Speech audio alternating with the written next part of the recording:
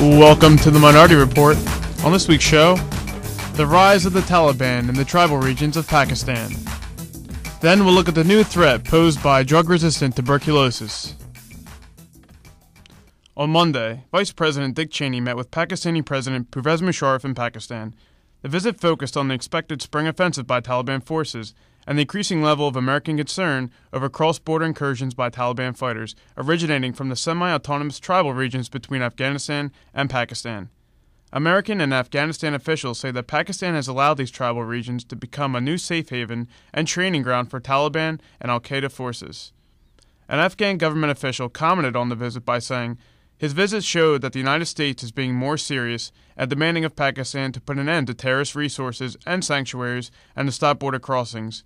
He continued by saying, "This is what the Afghan government has been repeatedly asking and demanding from Pakistan." In the past couple of years, the escalating level of violence in Afghanistan has increased tensions between the governments of Afghanistan and Pakistan.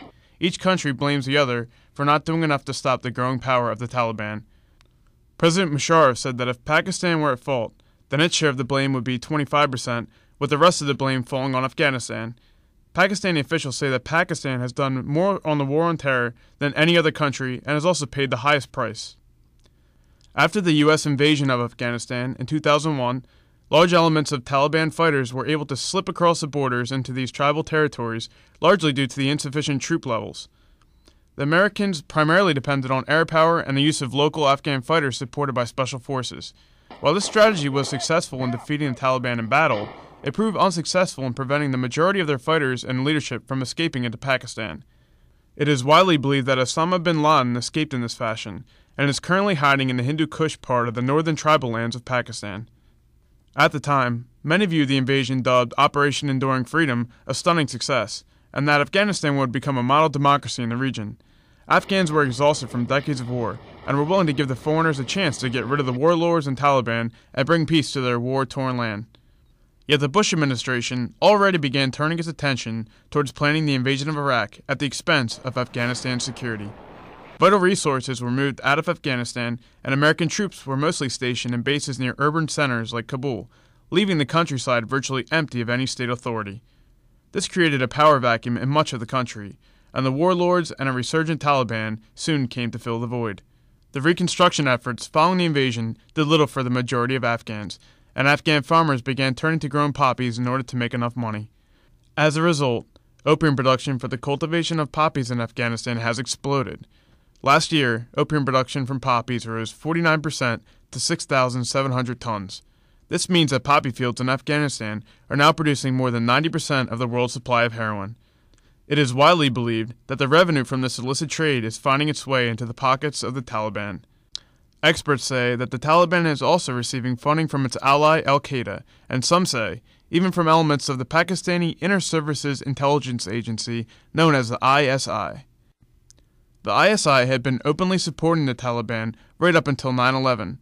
Post 9/11, the Pakistani government believed its interests would be best served by supporting the American invasion of Afghanistan. Overall, Pakistan has benefited from this alliance. So far, it has received over $10 billion in aid, including much-desired military aid. This alliance has also had negative effects for Musharraf's government. This has manifested itself in growing hostility towards the central government in the tribal regions. The result has been increased support for the Taliban, suicide bombings directed against the government, the killing of so-called government collaborators and American spies, and even 2 assassination attempts against Musharraf in 2003. In 2004, these developments, combined with American pressure for action, led Musharraf to begin military actions in the tribal regions. The semi-autonomous tribal regions consist of 7 parts called agencies. They are Bajour, Mamand, Khyber, Orakzai, Kuram, and North and South Waziristan. The first round of military operations focused on South Waziristan because it was believed that was where the assassination plots against Musharraf had been hatched. Thousands of Pakistani troops fought there against Taliban forces under tribal leader Nek Muhammad. The fighting took its toll on the Pakistani troops, and they soon became bogged down. The government and the tribal leaders were eventually able to establish an agreement, where the government agreed to pull troops out of South Waziristan if attacks across the border into Afghanistan were to stop, and if all Taliban in the area would be registered. The Pakistani government also agreed to compensate the tribes by paying off their debts. This deal frustrated American officials. Not only would this deal give the Taliban free reign again in the tribal lands, but by compensating these tribes, they were indirectly funding al-Qaeda, for it was al-Qaeda that had lent the Taliban forces the money. The agreement, though, did not last very long. Cross-border incursions began once again, and scores of tribal elders were assassinated as being government collaborators as Taliban forces solidified their control in the tribal regions. The Pakistani government responded with an even greater military force, sending tens of thousands of troops into the region to stem the growth of the Taliban. The U.S. government also began secretly bombing Taliban and al-Qaeda targets within Pakistan.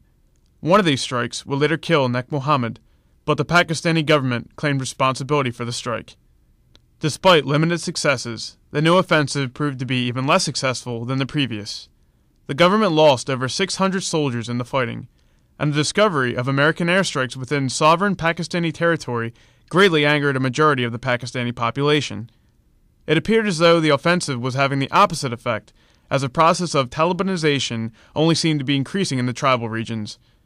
In September 2006, this led the government to sign a second agreement, this time with the Agency of North Waziristan. The agreement was practically identical to the first one signed with South Waziristan, and was adhered to for just as long. Since that time, the government of Pakistan has not put pressure on the tribes along the border with Afghanistan.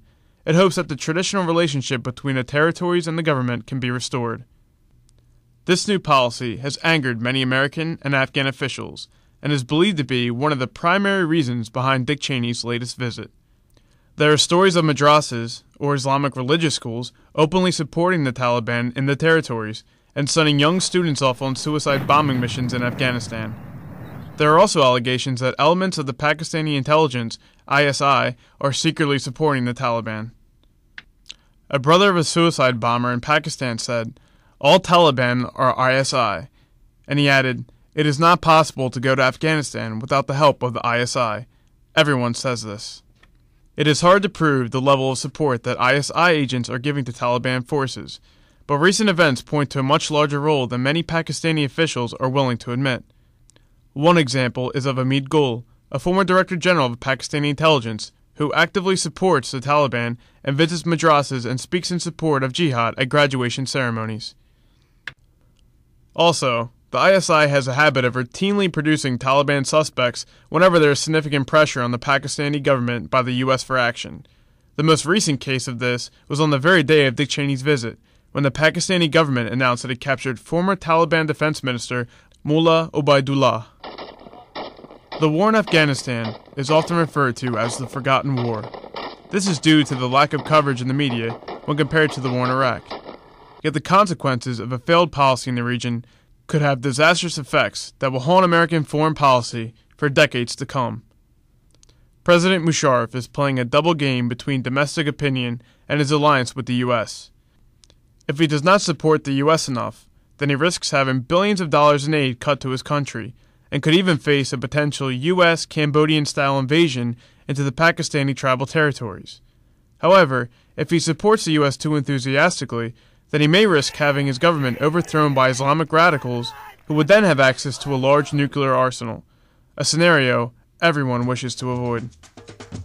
For the Global Current, this is Boyd Delonzo.